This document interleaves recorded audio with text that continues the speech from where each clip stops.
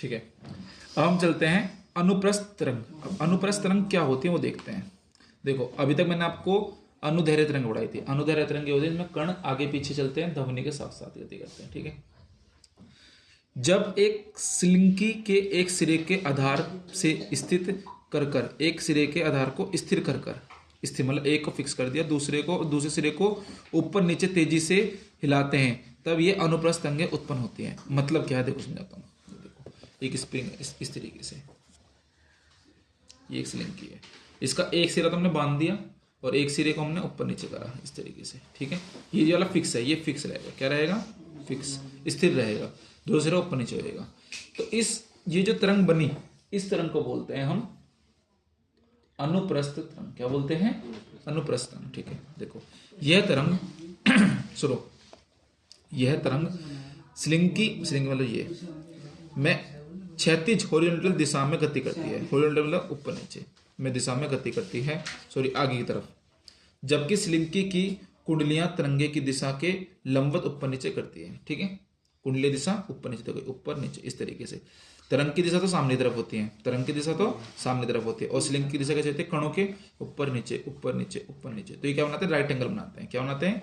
Right angle 90 degree. ठीक है, तरंग की दिशा तो सामने जा रही है, देखो तरंग पी से क्यू सामने जा रही है, लेकिन जो स्लिंकी की दिशा है कैसे? कणों के कण जो होंगे यहाँ पे, मतलब जो समझ में आया।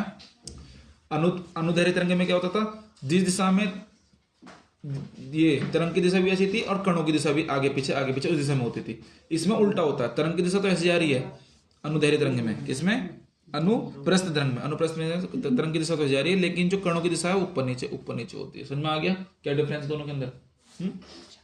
आगे से डिफरेंस समझ में आ गया? ठीक है, तो कुंडलियां तरंगे दिशा के लंबवत मतलब 90 डिग्री के ऊपर नीचे गति करती हैं। इस प्रकार अनुप्रस्थ तरंगों के माध्यम के कण ऊपर नीचे गति करते हैं और तरंग की दिशा से समकोण 90 डिग्री का कोण बनाते हैं। प्रकाश किरणें भी, जो प्रकाश किरणें जो लाइट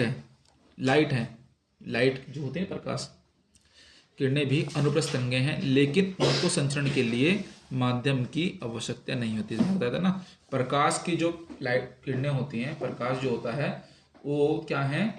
एक अनुप्रस्थ तरंगें हैं। ठीक है, लेकिन उसको संचरण के लिए कोई माध्यम की जरूरत नहीं होती। प्रकाश को ट्रैवल करने के लिए किसी माध्यम की, वो वैक्यूम में ट्रैवल करता है। ठीक है भाई, आगे चलते हैं। ठीक है, ये हमारा हो गया टोटल आपका अनुप्रस्थ तरंग और अनुदैर्घ्य तरंग। मैं मोटा मोटा डिफरेंस बता देता हूँ आपको। अनुदैर्घ्य तरंग जो होती हैं वो सीधी चलती हैं और उसके कण भी आगे पीछे करते हैं, और जो अनुप्रस्थ तरंगें होती हैं वो तरंग की दिशा तो इस तरफ होती है, और जो उसके कणों की दिशा होती है ऊपर नीचे होती है। ठीक है भाई। अब देखो आगे हम पढ़ेंगे, अब ध्वनि तरंग के कुछ अभिलक्षण है वो आगे पढ़ेंगे, उसके तरंग दैर्घ्य, आवर्ती, आयाम, अभिलक्षण। ठीक है, ये सब जो पढ़ेंगे। ठीक है।